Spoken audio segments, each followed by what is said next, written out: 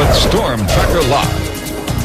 Well, we've got a few scattered showers around, but the real story for our weather is, of course, temperatures running about 25 degrees above normal tonight. Our big area of moisture in the Gulf of Mexico, it's been there all week long, is once again going to oscillate back to the north. There's the upper level low. Like I said, when these ride over lower level lows, that's when the severe weather breaks out. This is coming to pass because we have a humongous high pressure system in the center part of the country. Is clear from the east coast all the way out almost to the Rockies, and the nor'easter is gone, has taken a lot of the cool air with it to steal the spotlight. What would you do if a cat wandered onto your I would side? have grabbed that little mongrel.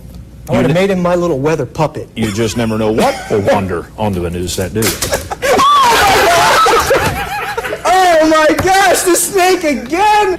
And welcome back. You know, yesterday we were ahead of schedule on our warming trend. Today we're a little behind schedule because our front stalled out. It was cloudy. Right now it was 64 degrees. We only had a high of 65 today. And let me show you why. Let's see if you can see where our warm front is. It's kind of obvious. It stalled out all day long, but now it's finally on the move. It has crossed into Alabama, so there will be some breaks in the clouds tomorrow, and that will be key to our warm-up. In the meantime, the low pressure is stalled out over Texas. They are getting pounded with rain, in particular in the line from Houston, say up to Beaumont, all over to Lake Charles, Louisiana. They are going to get 4 to 6 inches of rain out of this thing before all is said and done, because there's a high pressure system south of the Great Lakes that's just blocking everything right now, but it will eventually get on out of the way. Let me show you what I mean. Here's the blocking high. Here's the front that stalled over us today. We were supposed to be in the 70s, but we had cloud cover, and there's the low, of course, back in Texas. We put it in motion.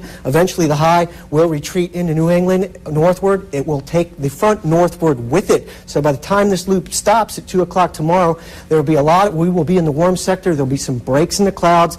Not saying it's going to be a sunny day, probably mostly cloudy, but enough breaks where it will get us up into the 70s. And take a note, as we continue it into motion, the low is going to move basically due north, which means that cold front is not going to be able to move east like it normally does. It's going to actually move slow as molasses. And if you look at this on Friday night, you're going to go, oh wow, we got front coming through. Not so. This thing's probably going to wash out before it gets here on Monday, but there'll be a next shot of measurable rain. Travelcast tonight, if you're, say, tomorrow anyway, hey, if you're heading up to Birmingham, you might see a light shower. If you're heading out to New Orleans, they are going to get pounded with that cold front as well.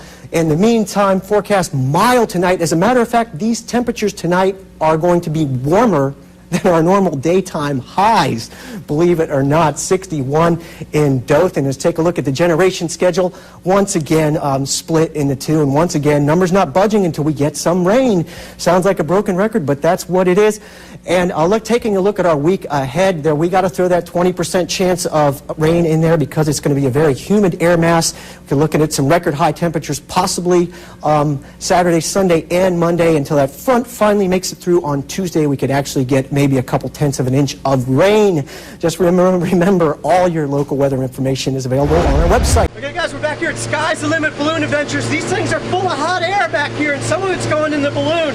We're going to be up there in a little bit. Right now with seasoned pilot James Lawson. Tell me, how do you steer these things? What you have to do is you've got to fly at different altitude to catch the wind. When we come back, we're going to be about 5,000 feet up there in the wind, in the weather, giving you some shots, so stay with us. Hey guys, we're back here at North County House Motorcycles. We're going to take a look at a couple of the latest, greatest bikes inside and give you an update on your riding weather forecast. It's going to improve a little bit later in the week.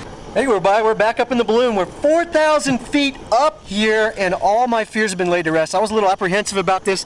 Not anymore. It is really pillowy up here, and we're going to take a look down now at the Fairbanks Ranch Golf Course from 4,000 feet, and it is just gorgeous up here. And welcome back. We are at Covenant Hospice here off the 231 across from O'Charlie's restaurant, and there is a beautiful little ceremony going on inside. I'm here with Beth Kenward. She is directing activities. Beth, tell us a little bit more about this. The Tree of Light ceremony is a ceremony that Covenant Hospice hosts each December. Hey guys, back here at Swami's, this is the landmark I was talking about. This is an old tree stump that was infected with bark beetles last summer, and they decided to be ashamed to really chop it all the way down, so they made a carving out of it, and this thing really dwarfs me. This thing's about 5 feet across.